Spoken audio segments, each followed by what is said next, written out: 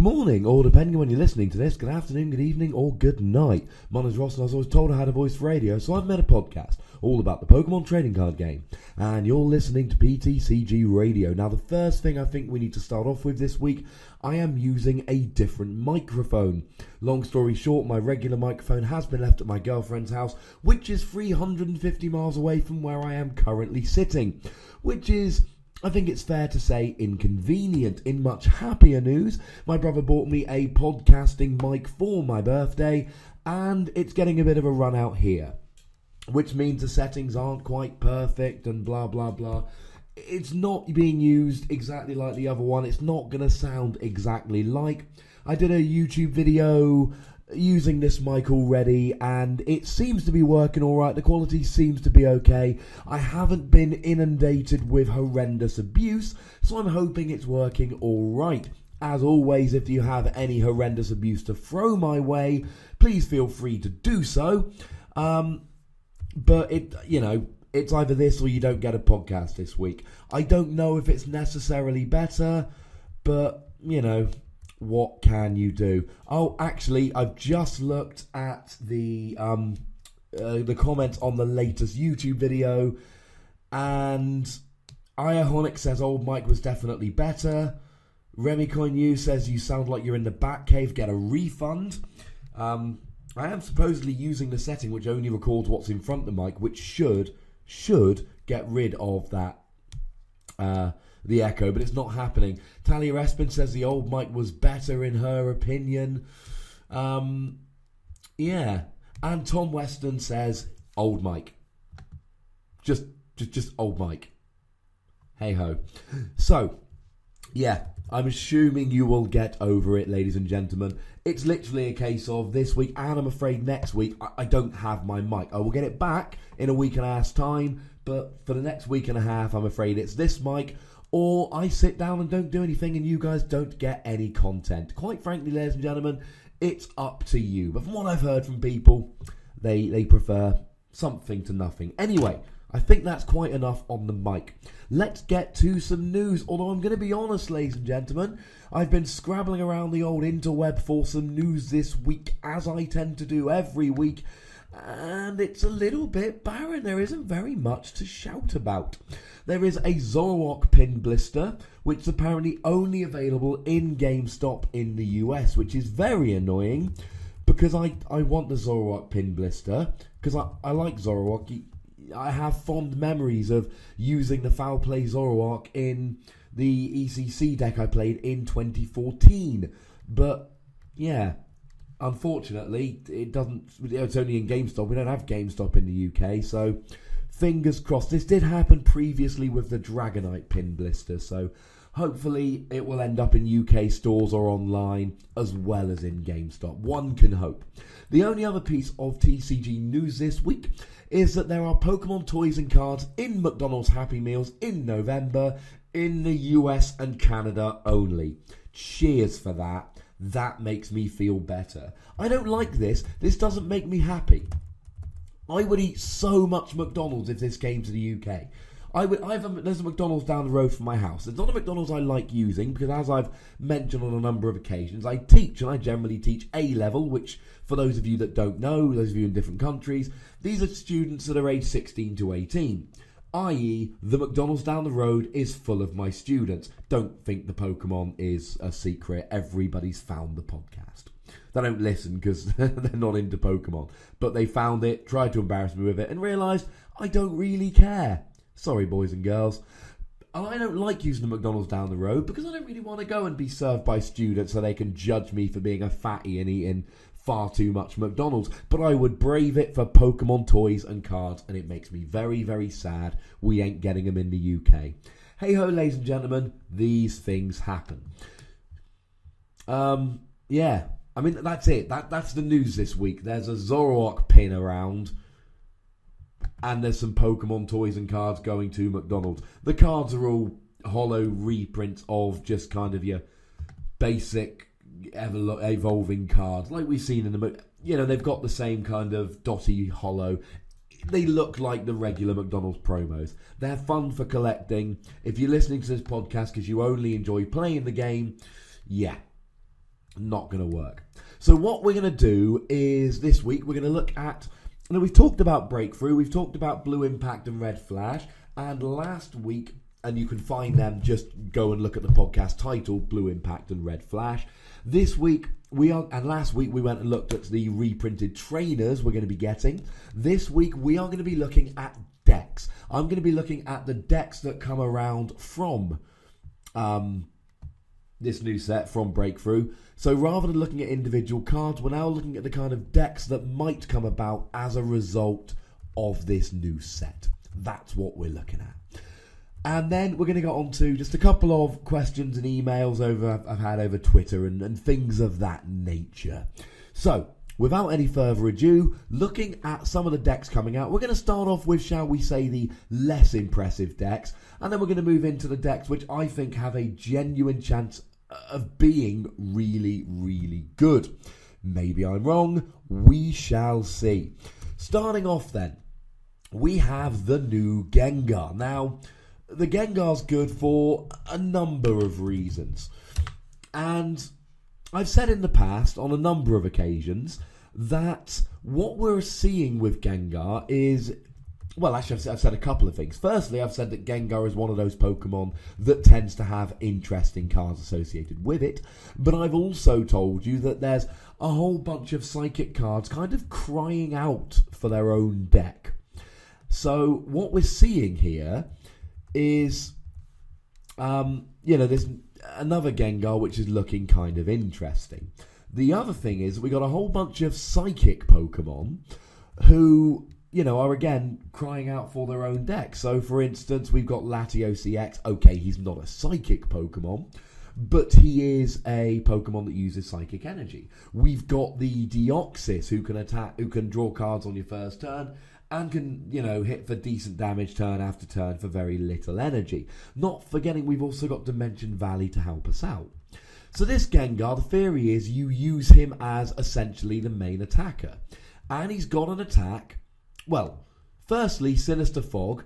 Your opponent's active Pokemon is now poisoned, and you put 1 damage counter on each of your opponent's benched Pokemon. And that's just for a single Psychic Energy, which is useful.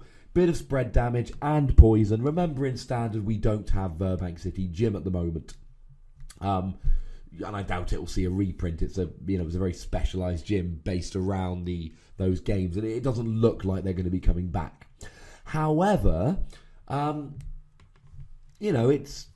it's still good for 1 energy, but it's a second attack we really like. For a Psychic and a Colourless, but of course you put a Dimension Valley down and it's just a Psychic. If your opponent's active Pokemon has 3 or more damage counters on it, that Pokemon is knocked out. Clearly you play this with bats. So you play down a Crobat, you do 3 damage, instant KO on anything regardless. It just KOs anything, which is pretty gosh darn awesome. That's really quite exciting. Biggest problem with this, it's a stage 2 and it can't use Archies or Maxies to be gotten out in 1 turn. You've got to go for the Ghastly and either Haunter and then Gengar, or you go ahead and evolve in the regular way so that you can either rare candy or do it in the regular way. Tripping over me words today. So, yeah, it's slow. It's incredibly interesting, but it's slow. However, we've got some useful cards here. Ghastly, for 1 Psychic Energy, flip a coin. If heads, they are both poisoned and asleep. Well, that's pretty good, to be honest, ladies and gentlemen. We've seen a lot worse evolving basics than that. And the Haunter's kind of interesting as well. The Haunter's got a fun little ability. When you play this Pokemon from your hand to evolve one of your Pokemon, you may leave both active Pokemon confused. Don't forget that Gengar has got free retreat. And you don't have to flip a coin to retreat like you used to have to when you're confused, which means you can just leave a free retreat Gengar up there, or indeed a free retreat Golbat or Crobat, and then you can confuse them and free retreat into your attacker.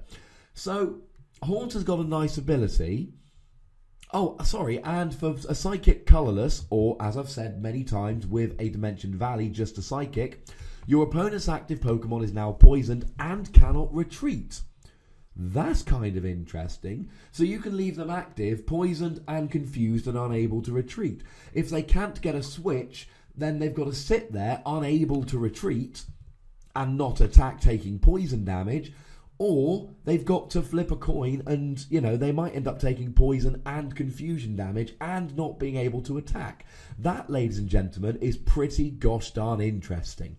So the Haunter has got a good ability and a decent attack. The Ghastly's got an interesting attack, and the Gengar can one-hit anything.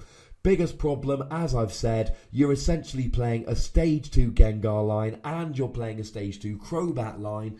Most of your starters are going to be 50 HP basics and Shaman. You don't want to start with any of them. But, it's there, ladies and gentlemen. It's an option. I leave it with you.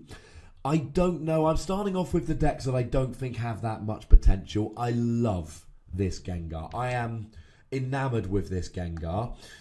But unfortunately, it's just not... I don't think it's good enough. I mean, I've just gone and bought a whole bunch of singles from this set. A lot of the UK websites have just put their singles up to buy. And I went on there today and I bought a whole bunch of Zoroark, and I bought Zoroark Break and Mamoswine and all them. I didn't buy any Gengars, nor did I buy any of the next Pokemon coming up. Should I have? Potentially. I just genuinely don't think it's going to be a good enough deck that I'm going to want to play at tournaments. Speaking of which, and we will in a moment, we're going to get on. I'll have a quick discussion about buying singles from a set. Typhlosion.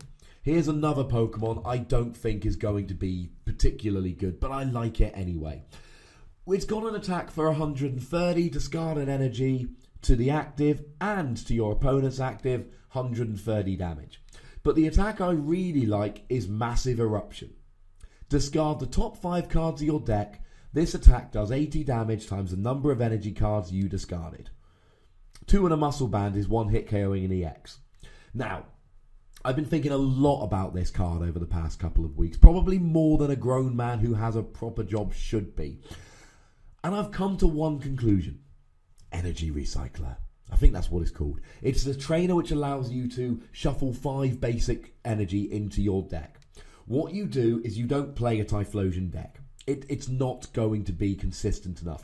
If you really have to play a Typhlosion deck, play Glalie. Glalie will work with Archie's, so you can get him onto the bench without doing the regular evolution route, and it allows you to look at and rearrange the top 5 cards of your deck, so you can see if Typhlosion, you can know how much damage you're going to do with Typhlosion, or you can do something like you've got an Ultra Ball in hand, so you use Galle's ability. If you've got enough energy, you just attack with Typhlosion. If you haven't got enough energy, you play the Ultra Ball, which gives you an opportunity to shuffle your deck. And even if you haven't got a Glalie to check, it means you are vastly increasing your odds of hitting the energy you want.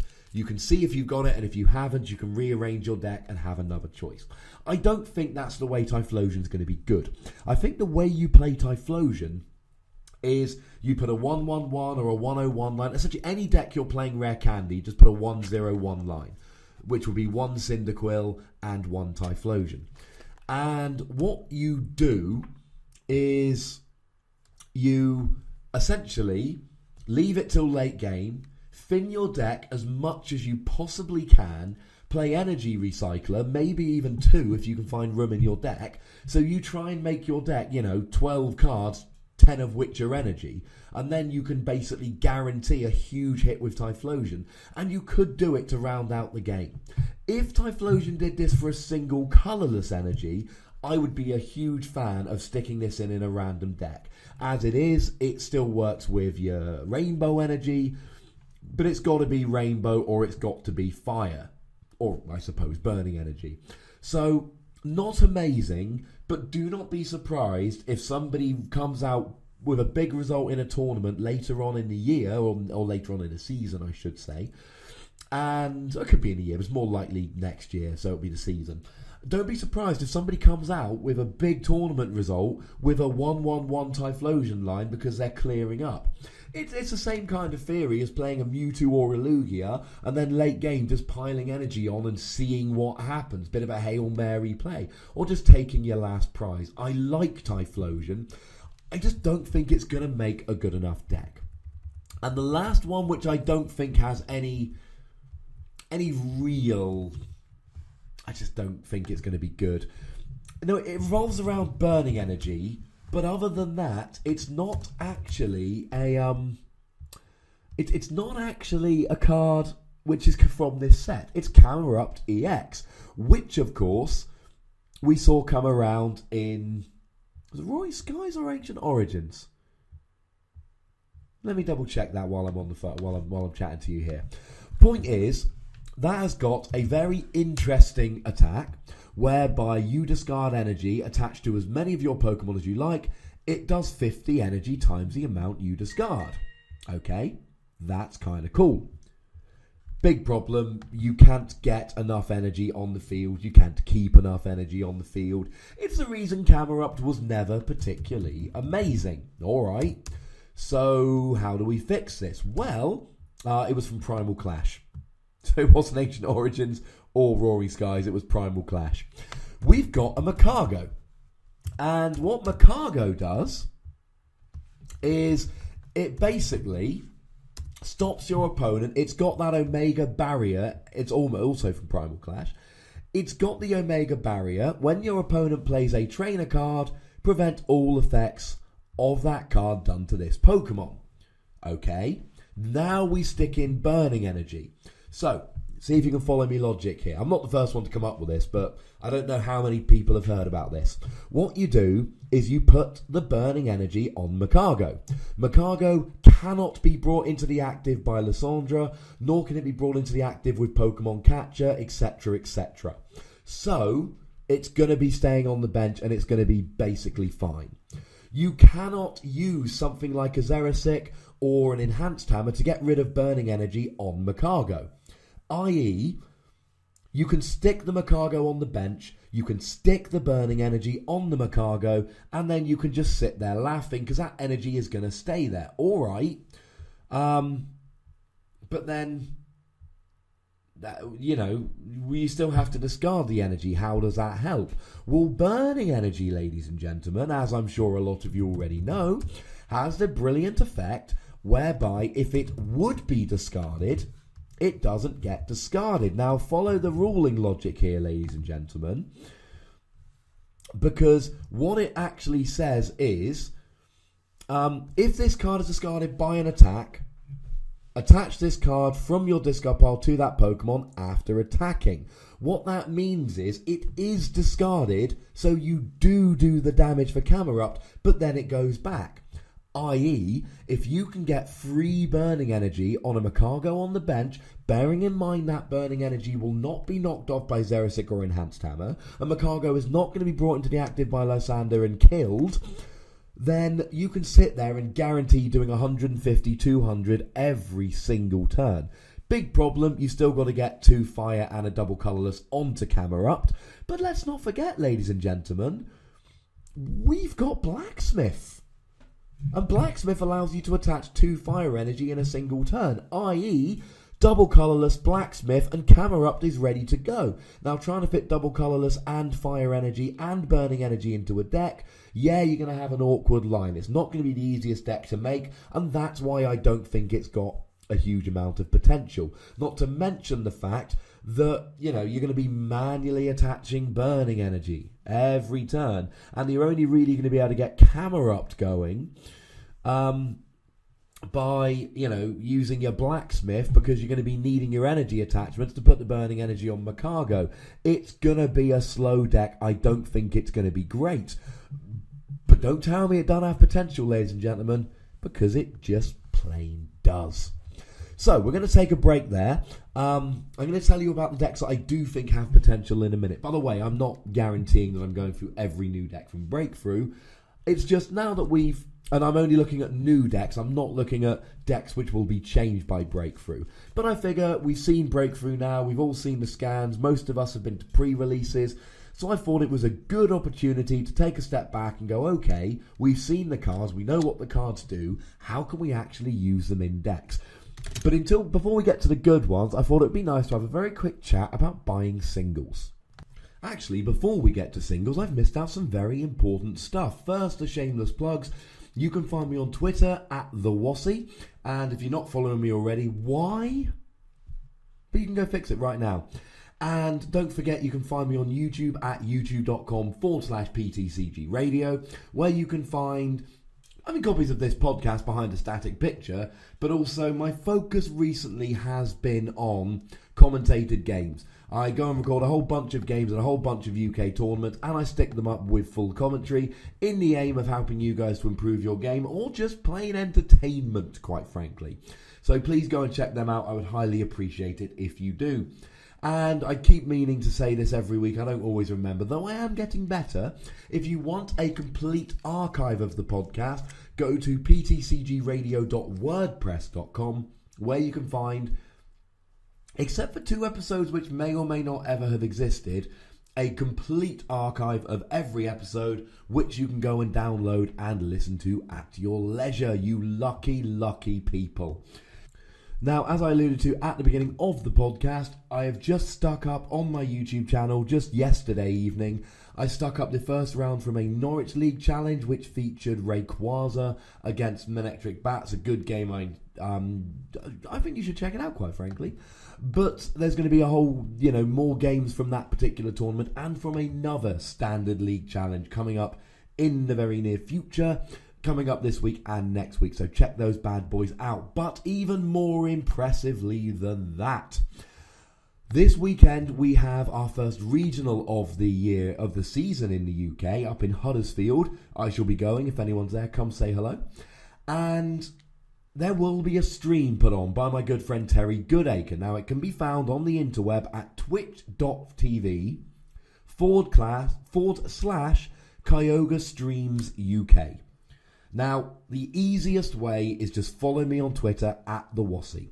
What we're going to be doing over the weekend, Terry is going to be streaming, I'm going to be playing in the tournament. As soon as I'm out of the tournament, I am going to be commentating. I'm not giving up the chance to play in the regional this time. I'll do that for nationals, but not for regionals, not all year. I like playing too much. But what we will do is Terry will be streaming that, and I'm going to take me mic along, and I'm going to get in on the commentary straight away. So as soon as I'm out, I'll be on the commentary. If I make top cut, then you won't get that much commentary from me. But I don't tend to make top cut or regionals because I make fun rather than good deck choices, and I don't think I take it as seriously as other people do.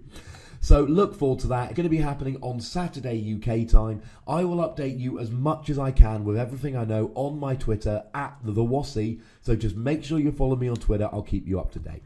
So buying singles then. Singles are a good way to get cards. If you buy a booster box, it will generally cost you in the UK about 70 quid.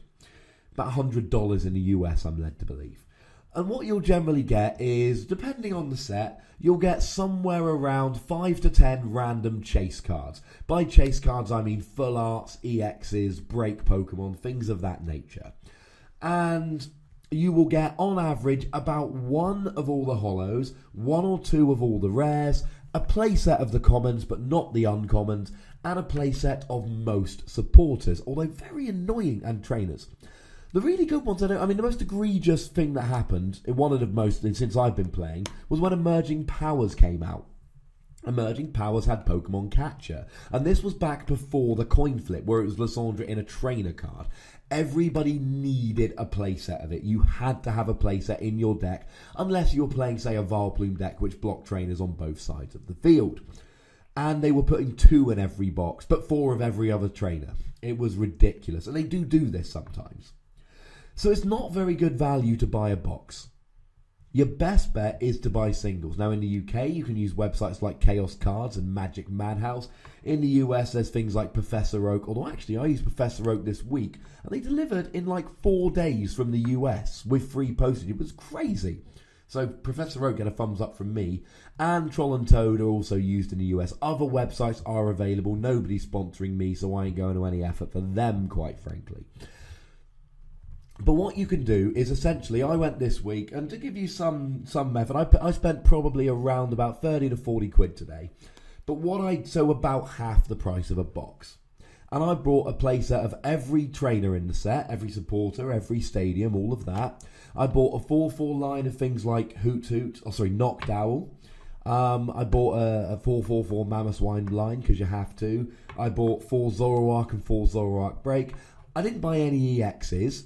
I just bought the rares. Now, in terms of my advice, in terms of what singles to buy a playset of every trainer. You never know when they're going to be good, and most of them can be picked up for about 50p when they're released. I have no interest in playing a fire deck anytime soon, but I picked up a playset of Burning Energy because it cost me £2. $3 essentially. Now, I don't know if I'm ever going to want to play a fire deck, but I know that if I do want to play a fire deck, I'm going to need Burning Energy. Now I have a playset, and there's always going to be there. Whereas Strong Energy now, you couldn't get a single Strong Energy for £3 at the moment, £2 at the moment, let alone a playset. But it's alright, because I bought my playset of Strong Energy for £2 when they first came out. So keep a playset of every trainer just ready, just in case. And the other thing you need to buy are good rares. So I bought a couple of Octillery, because I don't want to use them now. But the reality is, it's Pokemon Draw. It's quite good Pokemon Draw. I might want it in the future. Didn't buy 4. It's like Voltorb back in the day. You'll never need 4, but I bought 2. I bought a 4-4-4 Zoroark line, including 4 Zoroark Break. Now, Zoroark Break, last I looked, without a stock on Troll and Toad, $15 on Professor Oak, out of stock on Magic Madhouse, and £4 on Chaos Cards. So I bought 4 Zoroark Break. Now, I don't know, even if I play Zoroark, and I might, I don't know if I'm going to need 4. I'll probably only need 2 or 3, but now I've got 4. In the worst case scenario, I just trade them. So, it's really not the end of the world. Speaking of which, these break cards, most of them are up for like £2, $3. It's crazy. They're cheap as anything. So the point is, I've got these cards ready. Now, in terms of EXs, I'm not a big fan of buying EXs in advance. Now, I have made some exceptions. Giratina, I bought a playset when it came out. Shaman, actually I got some boxes from commentating National, so I didn't have to buy them. Seismitoad, I bought a playset when it came out, because they were guaranteed to be good. You knew they were going to be good. Unless I'm absolutely convinced, I'm not bothering. There's no EXs. I like Glalie in this set. I like Houndoom. I don't like them enough to buy a playset. They may come out in tins in future, and even if they don't come out in tins, I keep my finger on the pulse. As soon as they start getting good, if you keep your finger on the pulse, you can generally start buying them before the price goes up. But the thing about EXs is, you might go and spend, something along the lines of, I don't know, let's look at Glalie. I mean, at the moment, you can pick up Glalie individually for £6. Okay, so I can get a playset for 25 quid.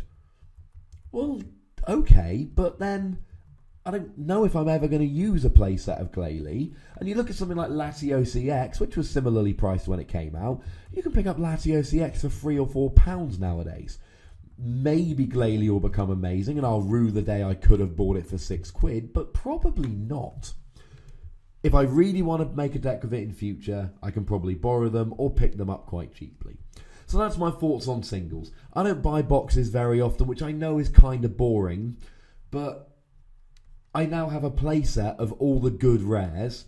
I have a playset of all the good commons and uncommons, a playset of every trainer, and a few other random cards, and I spent like 35 quid today.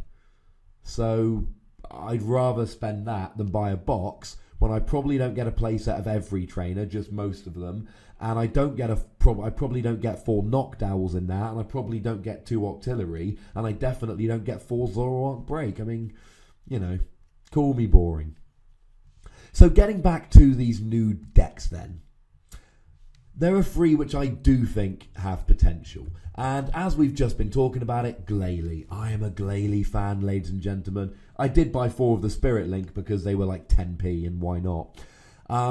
I am genuinely, in fact, I'm literally sitting here looking at a website now that's got the regular for £6, the full art for £8, and the mega is, how much is the mega going for at the moment? I don't know, it doesn't actually, I can't see it here, but it's, you know, maybe, I don't know, £8 or something. Certainly, oh, there's a mega, £9. So it's fairly cheap.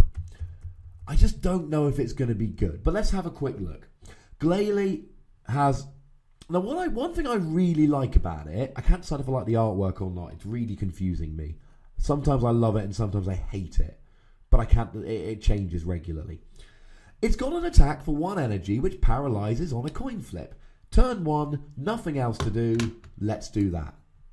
Instant freeze, 50 damage for a water double colourless, 150 if you can match hand sizes. We've got Judge now, ladies and gentlemen. We've got Judge. That's awesome. So you can basically match hands. And 150 for free energy, pretty gosh darn good. Then we've got the Mega. And the Mega might be even better. The Mega does 100 damage, not 50 base for the same energy, free energy. But if it's got 100 damage, which still only brings it down to 120 HP, which is still quite a bit, it does 250 and 1-hit KOs anything. I am a big fan of this card because you sit there with Rough Seas out, just hit for 100 every turn. Just sit there hitting for 100 while you heal 30 damage every turn on a 220 HP Mega EX. It's very difficult to 1-hit KO this, and if you do, you're going to be talking about something like a Rayquaza or a Metal deck, in which case you can just stick a couple Fire Pokemon in and fix that problem. But then, you get, as soon as they do 100 damage, you can sit there doing 250 every turn. It's very, very good. I need to get off this website before I sit here and buy a 4-4 line of Glalie and Mega Glalie. Well, probably a 4-2 or a 4-3 line, actually. You don't need 4 of the Mega. I like this. I like it with Vileplume, and the reason is very simple.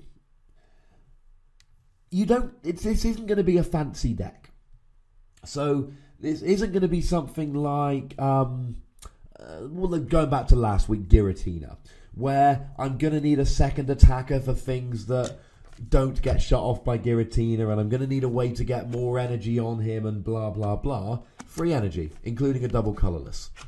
And all I really need is just sit there behind a Rough Seas. I really like this with Vileplume.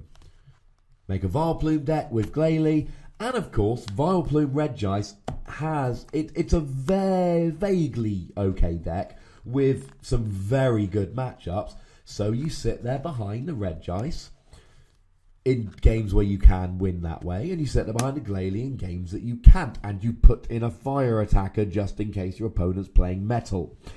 And then you just sit there behind Glalie or Regice while you block your opponent with trainers, and it's it would be a very straightforward deck. You just sit there doing 100 or 150 every turn, depending on whether you've got the Mega out, or 250 if you've got a bit of damage on you. You heal with Rough Seas, and you can get a turn 1 Vileplume. I've made decks which get a turn 1 Vileplume more than, probably about 60-70% of the time I get a turn 1 Vileplume, because it's a very trainer heavy list. 4 Acrobike, 4 Trainers Male, 4 Broken Vine Space, etc, etc. 4 free line of Vileplume, going really heavy on it. Sorry, a free line.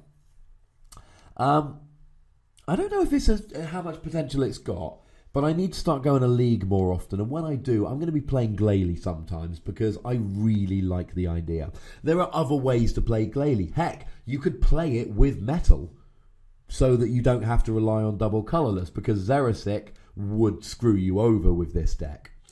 Although most people play 1 or 2 Xerasic and then VS Seeker, so if they're playing VS Seeker and you're playing Vileplume, they can't continually Xerasic, and they can't Enhanced Hammer. Another reason to play it with Vileplume.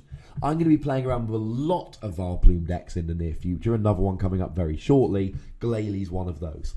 Speaking of which, when the last set came out, I went and bought a whole, a 4-4 line of, I bought Spinnerack and Vileplume and, Regice, all these cards that looked like they had potential. Forest, and then, 4 of every trainer. because I never used to do this, and it really did get to the point. Like the other day, I was looking around, I couldn't find Tierno, and then there was one day I wanted to play Manectric, but I didn't have any Spirit Links, and just stupid things like that.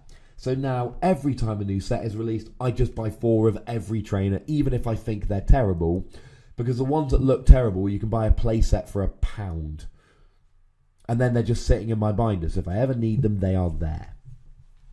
I didn't have AZ the other day. I didn't buy it with Phantom Forces. I bought all the psychic stuff, but not everything. So I literally had a situation where I only had 1 AZ. It's ridiculous. Luckily, I've got a lot of awesome friends in Pokemon, and I've never, touch wood, I'm hoping this never changes, I've never actually gone to a tournament and not been able to borrow the cards I needed. At Nationals, not this year, but last year, I borrowed, 4 Virizion and 3 Genesect on the day. And this was when Virizion Genesect was still big. I've just got lots of good friends. They are lovely people. Not supposed to boast, just being thankful for my wonderful friends. So that's Glalie. Something else which I think would work awesome with Vileplume is Noctowl, and this one you do have to play with Vileplume. I am in love with Noctowl. I'm going to the ECC next year. I want Noctowl to be my ECC deck. I don't know whether it's going to be good enough, but oh my goodness, I want it to be. Now, it is a rare, which means you ain't getting a playset in a box, but it's currently 30p on UK websites. It's got an attack, 20 damage, each player reveals his or her hand, it does 20 damage times the number of item cards revealed. And the most common thing people say about this is, well yeah, but what if your opponent doesn't have a handful of items? To which I say, if you're relying on your opponent having a handful of items, you're doing it wrong. I genuinely believe that the best way to go about playing Vileplume is to play a very trainer heavy list. 4 Acrobike, and 4 4 Trainer's Mail, and 4 Forest of Giant Plants, and etc, etc. And the reason is very simple. If you let your opponent have a turn or 2 of trainers, they can set up well enough to make a go of it. If you go first and get a turn 1 Vileplume and your opponent never has access to trainers, even if they've got a better deck than you, they might never be able to win. So as far as I'm concerned, because you can do it on turn 1, and I wasn't advocating this in the old Vileplume and Undaunted, but I am now, especially we've got stuff like Shaman, Trainer's Mail, Acrobike. Play a really trainers heavy list just to get the turn 1 Vileplume. Oh, that means you're going to be drawing a handful of trainers every turn. You are powering Noctowl's attack yourself. Not to mention, ladies and gentlemen, you do it for just a double colourless energy. If you've got, let's say for instance, 6 trainers in your hand, you're doing 120 damage. If your opponent has 3, and under trainer lock that is not that hard to imagine, you're doing 180 damage. Now, okay, maybe it's not that great, but you never know. You can do a lot of damage with this. You can play it with Miltank, which with Vileplume on the bench hits 80 for a single energy. Miltank is weak to fighting. Noctowl resists fighting. And then you can chuck in whatever you want. Both Noctowl and Miltank, they both attack for a colourless energy. Maybe you put some water in there and put a Glalie or 2. Or you put a Regice or 2. Or you put some psychic energy and stick a Latios and a Deoxys in there. Or whatever you want, to be honest. I really think this has got a lot of potential. I'm going to be testing this deck excessively in preparation for the ECC. Annoyingly, the first standard tournaments we've got with Breakthrough Legal are going to be regionals in the UK. And, I want to be playing around with the next deck I'm going to tell you about. I want to be playing around with Noctowl. And as a deck I'm taking this weekend I want to play with. Whether I'm going to get a chance to play all of them at regionals, whether they're going to be good enough, I don't know. But I'm certainly going to be testing Noctowl Vileplume very, very heavily. When I played, and I told you this a couple of weeks ago, I played Vileplume Miltank at a recent league challenge. I went 3-2, I missed points, my own fault, because one of my losses I could have won. Actually, I put it up on my YouTube channel, so go check that out. I think I wrote in the comments underneath how I could have won the game. And that deck, 2 things, and I literally, all 3 of my wins were, I've got an early Vileplume, I'm going to sit here hitting for 80 until you lose. And every one of my losses was, oh, you can one-hit KO a Miltank. I don't have a good backup attacker. I'm only playing Bunnelby and Latios. And there's nothing I can do with that.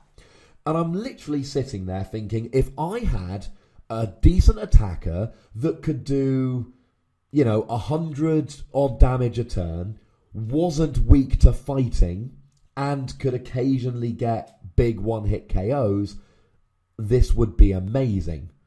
Hello, Noctowl. I'm a huge fan of it. It's a deck I'm going to be working on extensively in preparation for the ECC. As always, if I get a decent deck out of it, I will share everything with you lovely people, but only if I get a decent deck. There's no point otherwise. I know I've got a fun ECC deck planned. The question is it actually going to be any good? And that leads me to the last deck I want to chat about today, and that is Zoroark. Let me tell you a tale. Yveltal. It was good. And then the rotation happened and it became bad. And there were two big things that killed Yveltal. Number one, Darkrai. Darkrai was really good for getting double KOs, but it was also really good because it gave you the ability to retreat for free whenever you felt like it. Yay! Biggest problem is that went away. Well, that's all right. We've got other things. Oh, wait. No, we don't. Dark Patch. That was the really big thing here. Because what you could do with Yveltal, you could dump a whole bunch of energy in the discard pile. You could then get that energy back with either Baby Yveltal's attack or with Dark Patch. And then you could set up some really big KOs really quickly. Have a look at the stream on twitch.tv/Pokémon from this past weekend. You saw, not this past weekend, a couple of weeks ago that Pokémon put up. You saw Frank Diaz going along with his Yveltal deck with which he won the tournament. Sorry if you should have known that by now. Plus I told on the podcast a couple of weeks ago. And he, there were turns where he literally one-hit KO a Rayquaza by just, dropping 3 Dark Patch or 2 Dark Patch and a double Colourless or something in one turn. It was ludicrous. But then you take out Dark Patch, and what are you left with? You've got Baby Yveltal, who does a 30 for 1 energy and attaches to the bench. And you've got Big Yveltal, who for 3 energy does 90 and puts an energy to the bench. Or for 2 energy, he's got Evil Ball. 20 damage plus 20 for each energy attached to each active Pokemon. Which is still a really, really good attack. But as soon as you start recognizing that you're going to struggle to get enough energy on him without Dark Patch, it becomes bad. Or to put it another way, you didn't have cheap, efficient attackers anymore. Yveltal without Dark Patch became a little bit overpriced, and Baby Yveltal became a little bit underpowered, and other decks could just come along and wreck your face. That's where Zoroark comes in.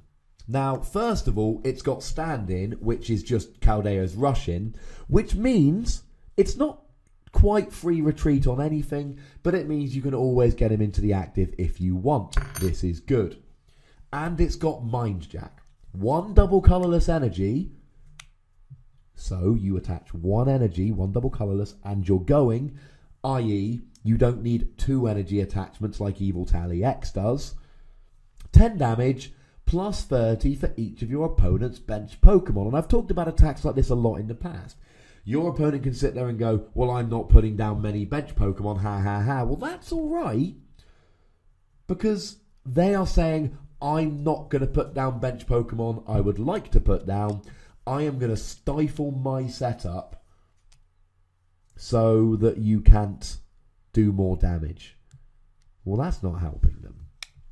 Okay, but that's not going to KO everything. If your opponent's got a bench of 1, you're doing 40 damage.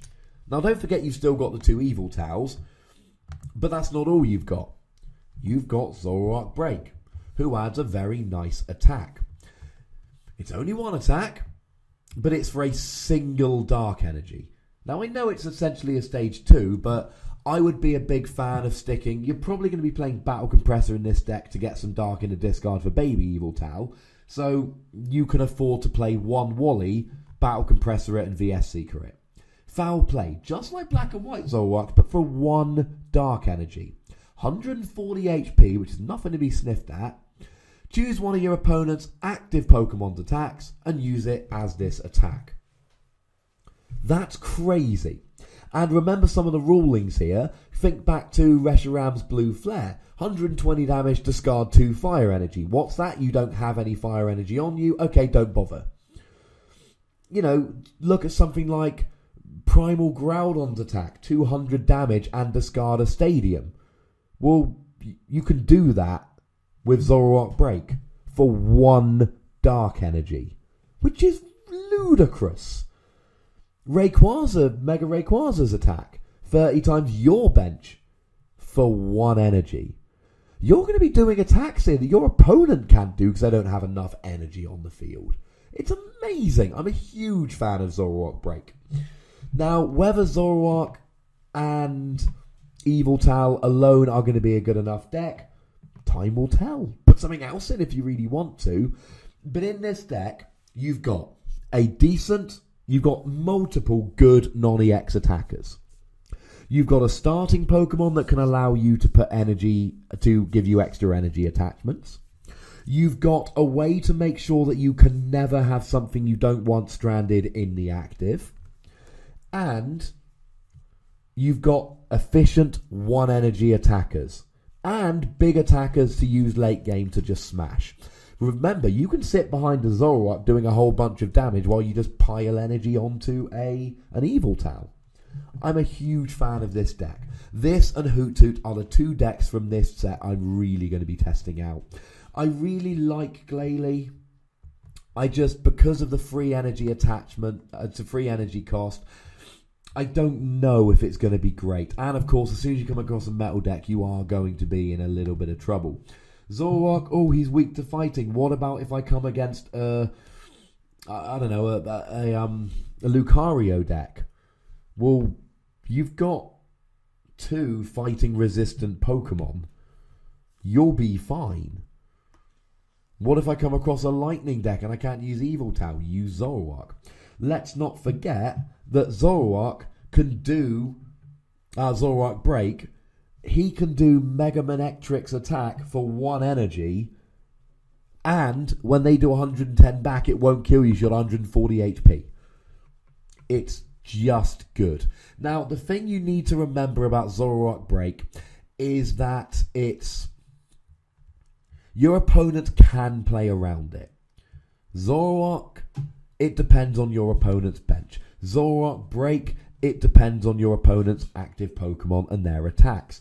But you don't just play Zoroark. You play Yveltal EX. You play Baby Yveltal here. So you can get around it. I don't know if this deck's going to be good, but I think it's worth considering. So, the 5 decks I've talked about today. Gengar, Typhlosion, and Camerupt Macargo Burning Energy.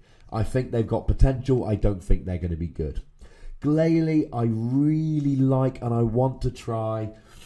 But put it this way, I haven't gone and bought any Glalie EX. And if I was convinced it was going to be good, like Giratina, like Seismitoad, like Shaman, like Mewtwo back in the day, when I really think they're going to be good, I buy the EXs. I haven't done that for Glalie.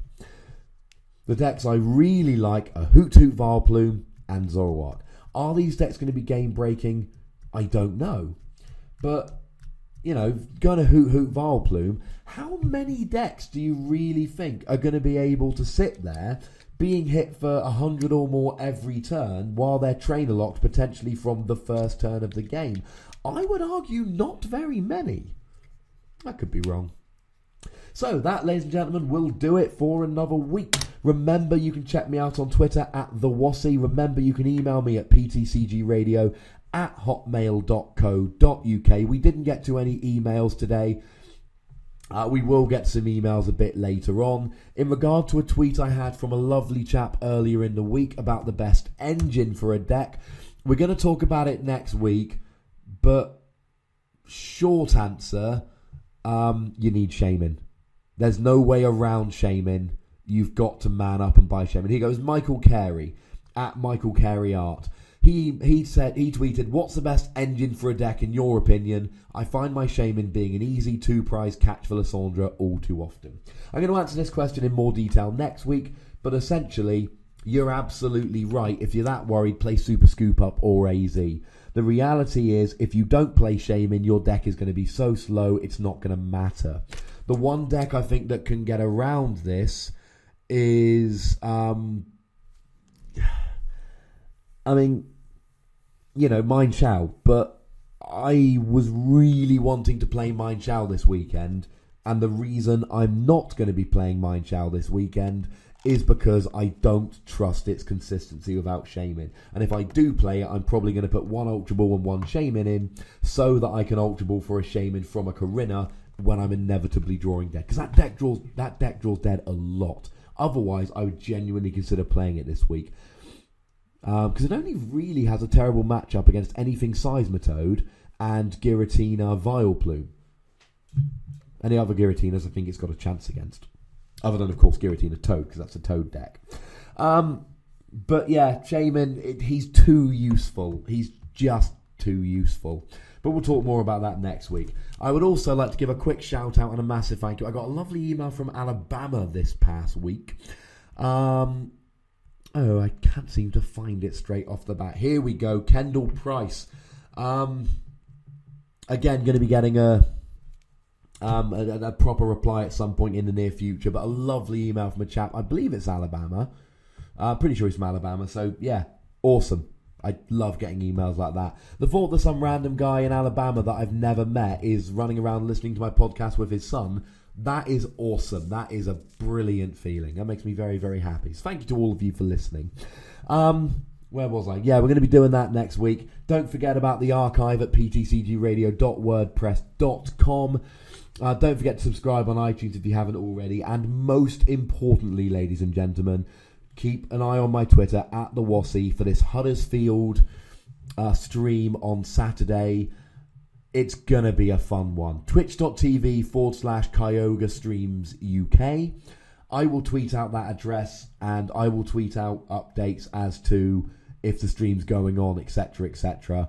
Hopefully we'll get some live commentary this week and that'll be awesome. If you can't catch live commentary, I will, of course, assuming there aren't technical problems like there were for a couple rounds at Nationals, I'll grab the footage and we'll stick it up on my YouTube channel after the fact, but don't take that chance. So, check my YouTube for more videos. Check out Huddersfield at the weekend. I'm out for this week, ladies and gentlemen. Look after yourselves. Thank you very much for listening. My name's Ross, and you've been listening to PTCG Radio.